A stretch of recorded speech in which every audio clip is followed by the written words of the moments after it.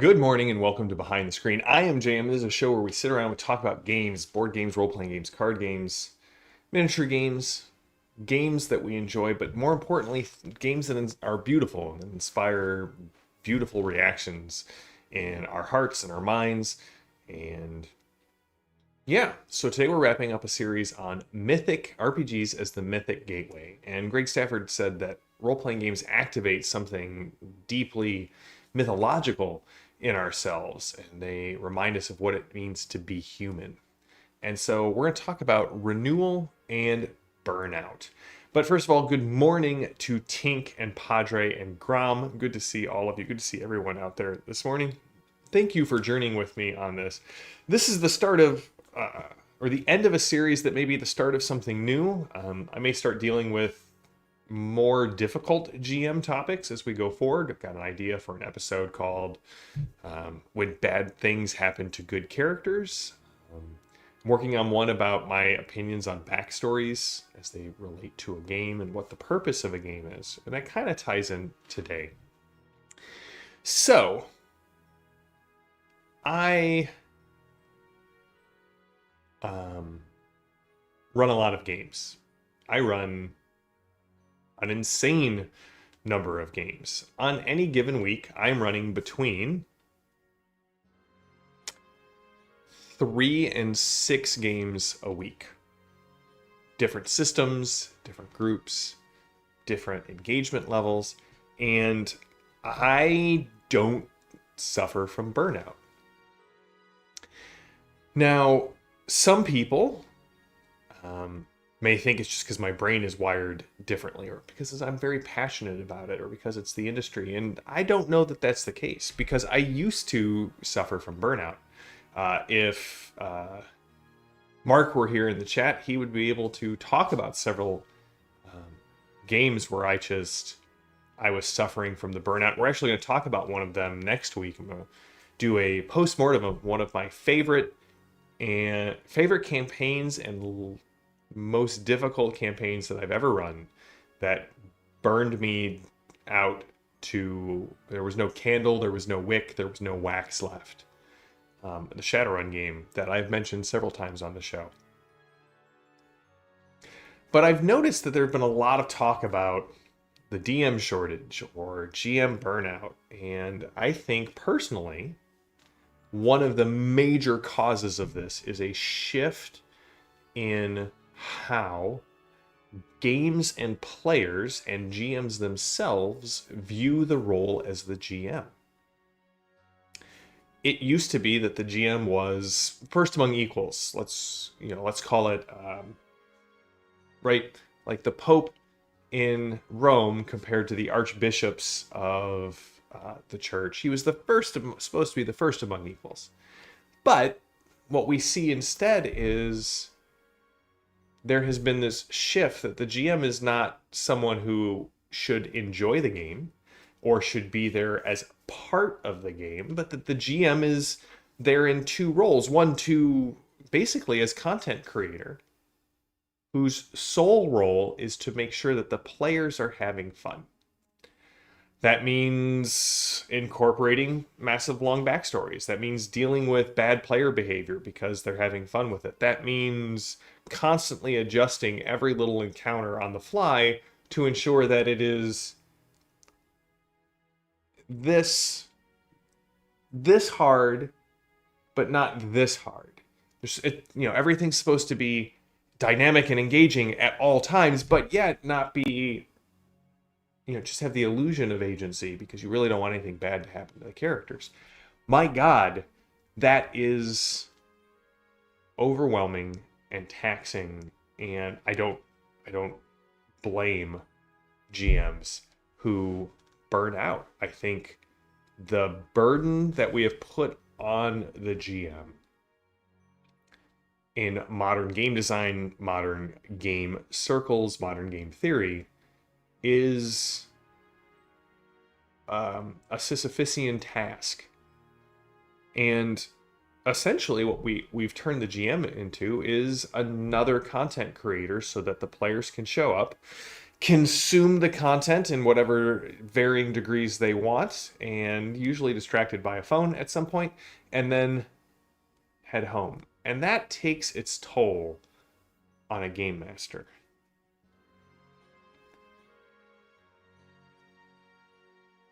I have been there.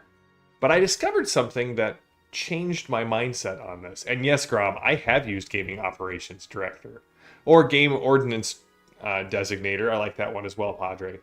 Savage Goose, always good to see you. So, yes, Padre, being a good player takes some of the pressure off the role of the GM. But the other thing to remember is that I think the reason that I have not dealt with burnout in a very long time is this idea of renewal. So one of the things about myths where we would go through cycles. We would do the same things at the same times of year. If you are part of a liturgical tradition like I am, you know what I'm talking about. We have different seasons. We have different ebbs and flows, things that rise, things that fall. But they're cyclical. We come back to them.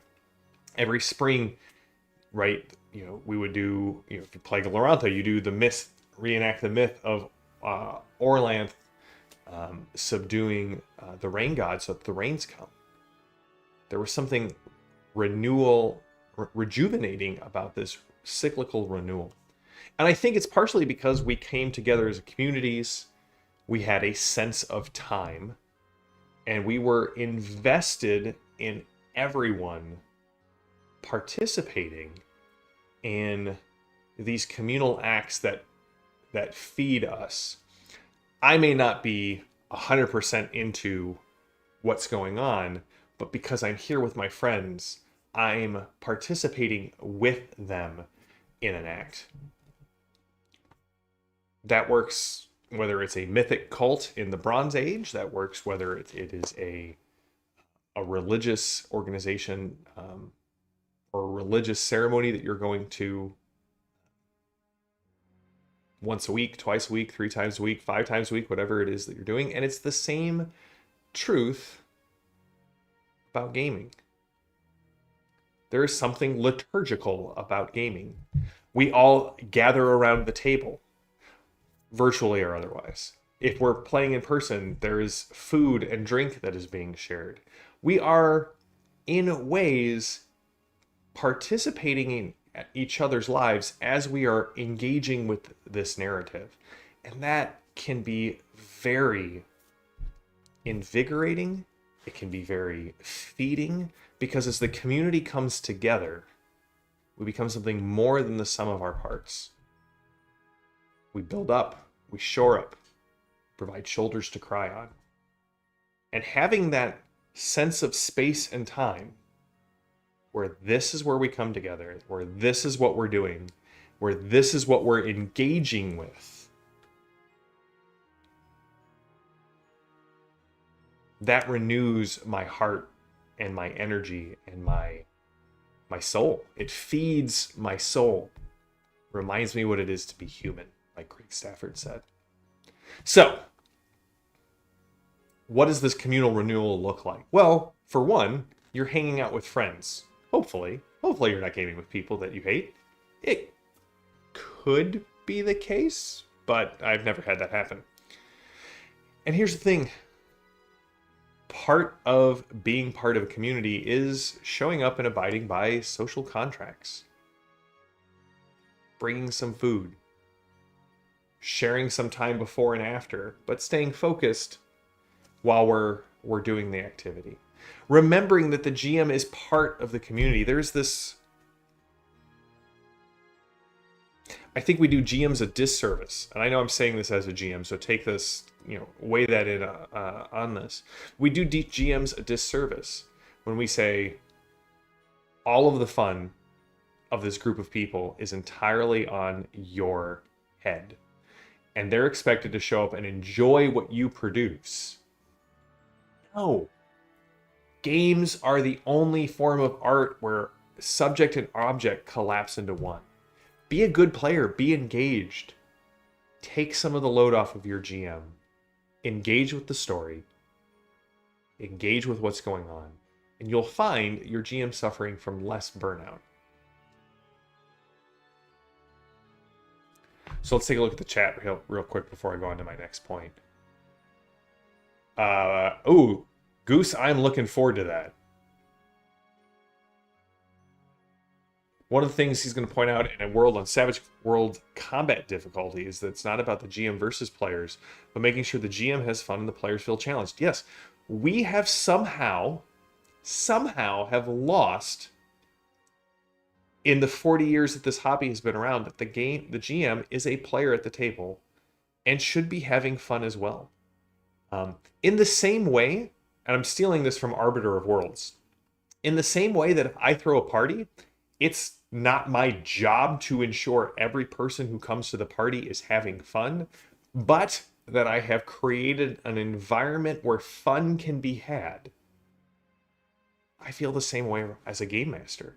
If you didn't have fun that night, I feel bad about that. And I do ask my players, hey, did you guys have fun? But that's not my goal. John Doom had a bad day at work and comes to the table, not that this has ever happened, he's a delight, but comes to the table just angry and torn up and exhausted and just grumbles his way through the whole game. That's not my fault as the GM. It's not really John Doom's fault. He had a bad day.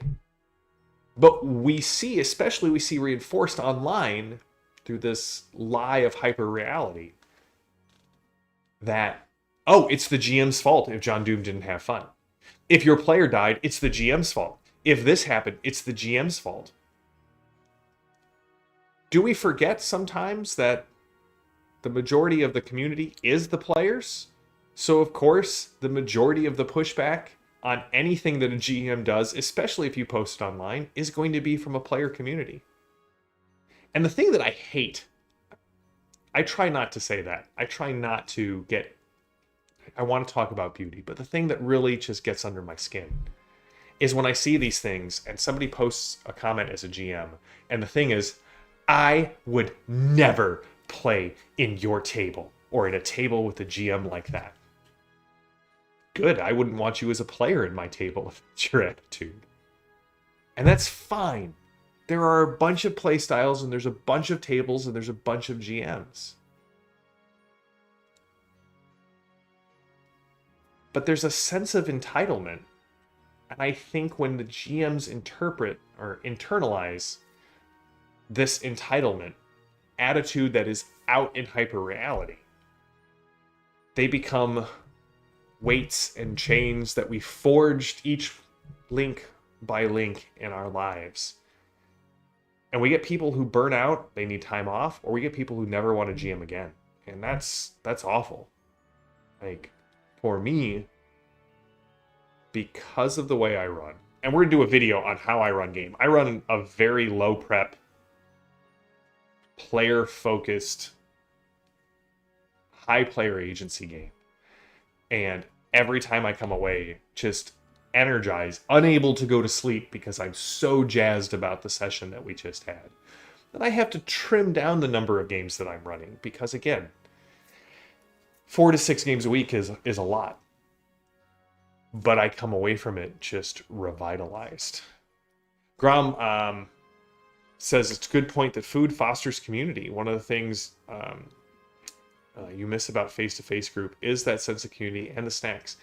Yes, Professor Dungeon Master just talked about that. Bring food to your game night. Well, with Professor DM, he says maybe people can't afford it. It's like, listen, if you can afford the books and the dice, you can afford to bring a $2 bag of corn chips or something to share at the table. Again, players and GMs, your role is not to sit back passively, especially in a role-playing game. Your goal is to engage deeply. You get to share a custom crafted story a myth that is only real to you and those of the players around your table. Why aren't we more excited about this? This is cottage industry bespoke stories crafted for you personally by a group of your friends. We should be thoroughly engaged and excited and come away from that gaming with highs and lows and just emotionally full. I don't understand why sometimes the TTRPG community can be just so negative. When I look at it, I'm like, guys, we're getting custom myths and stories built for us that we get to engage with and not just passively consume. Think about having your favorite author write a story specifically for you because they loved you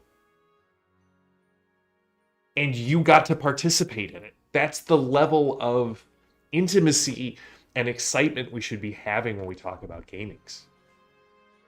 Oh, speaking of John Doom, welcome. Padre said during their last deployment, he played it a part of the time next to a kosher kitchen. A couple of games, one of the Jewish ladies was baking and shared food with you. That is fantastic.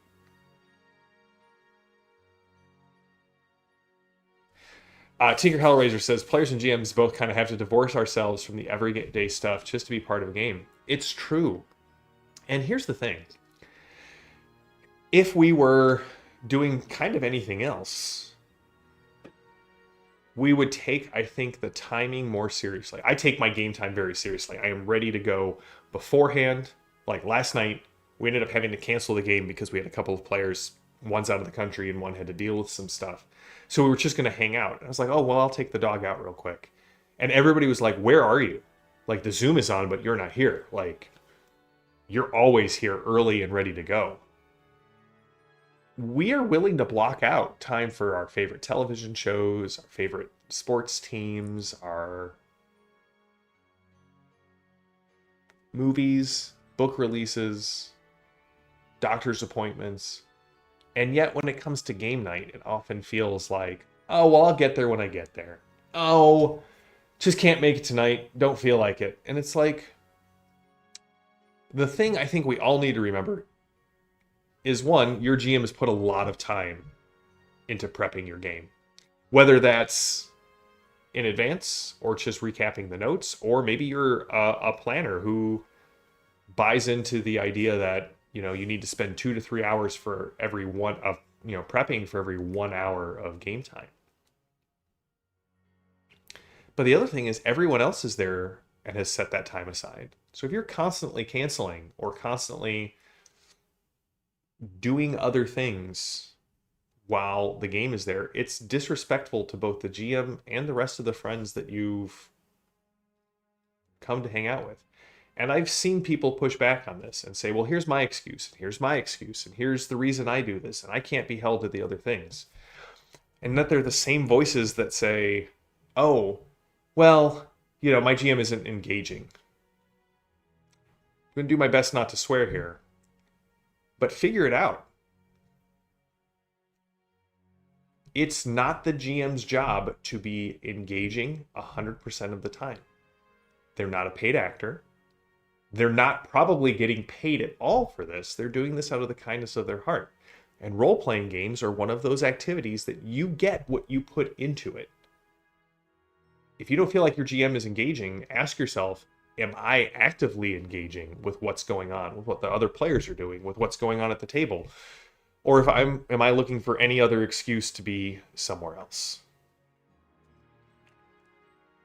Hey, Mr. Blaz, glad to have you here.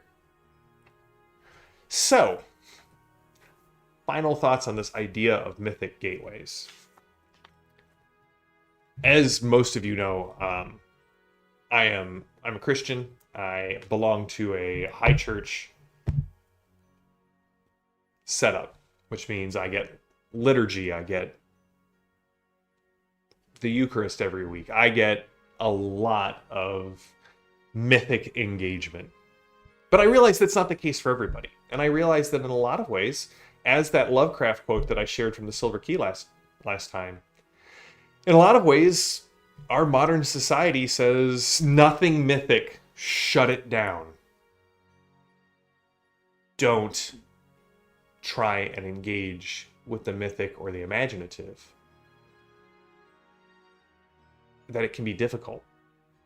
And I truly do believe that role-playing games, as Stafford said, feed our souls. They connect us with this mythological self where we exist beyond just who we are, where we are, and when we are. And we become something, part of something bigger. We become part of a culture and a community that grows, that supports, that loves, that cares, that replenishes us. And I think that's the mythological piece that he's talking about, where we, through narratives that we tell at the table, through the stories that we engage with, and I'm not talking like narratives like a plot arc, but the stories that emerge at the table, they help us remember that we're bigger than we actually think we are. We're part of something larger than we actually sometimes believe we are. We can push back against all of the voices telling us this is what's important. No, that's what's important. No, this is how you're supposed to do it. No, this is what love is. No, this is what it means to be human. And we can engage with it in a way, in a theoretical plane. Let's call it the hero plane because I love Glorantha. And play out these stories that feed, that teach, that renew, that protect, that guide us. And for me, that's why I'll probably be running 3 to 4 games a week in the nursing home when I retire. Because these stories, these games, these people that I get to play with mean so much to me. So, let's see here. Finding time with kids is hard, Mr. Blaz. I agree. Solo art. You got to let me know how your solo RPG experiences are right now.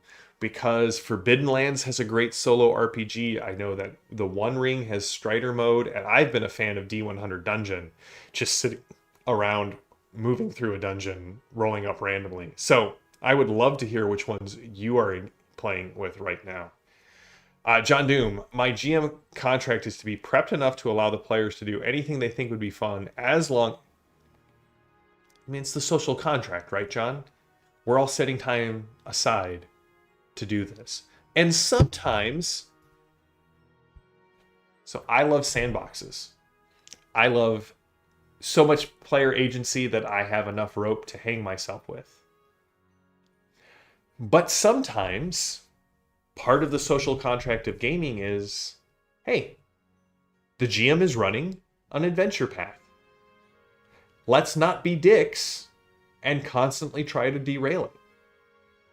Because again, your GM has bought an adventure path. They have read and prepped this adventure path. They're going to let you do what you can in the story.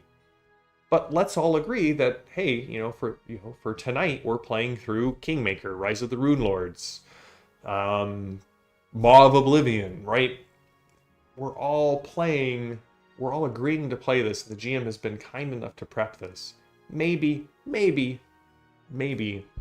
sometimes we can enjoy a railroad if it means that everyone at the table is engaged in having fun.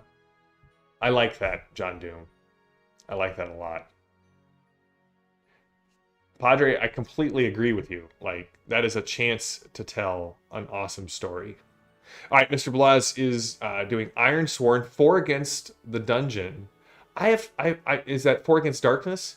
I have my old pastor loves that game, and I have yet to try that one. I should check that out. So that's it. That's all. That was the end of this Mythic Gateway. I hope you guys have enjoyed it. I hope that there's been some kernel in here that you went and said, yes, that's at least something I can take out into my gaming, into my life, into the world, and bring a little bit of beauty with me. Next week, we're going to do a review of the Necessary Evil box set, which you can see over my left shoulder right here. Very excited about this. Loved Necessary Evil. Loved Breakout. Very excited to play through Cosmic Crisis. And yeah, I'll admit I wrote one of the adventures in the box set. We're going to go through it. I'll have the camera up. We'll kind of unbox it and see what's in it. And then next Thursday, we're going to do a moratorium, a post-mortem, a pouring one out, and the lessons I learned from my infamous Shadowrun game back in Colorado. So as always, thank you to everyone who showed up. Padre, Mr. Blaz, it is great to have you guys here. Goose as well, John Doom and Tink. It is always great to hang out and chat and interact with people. All right, Mr. Blaz says, I'm reading through Care Nathalis. I will check that one out. I don't know that one. So, until next time, stay safe, stay healthy, stay gaming. I am Jam. This has been Behind the Screen, and I will see you all on Tuesday. Till then, have a good one.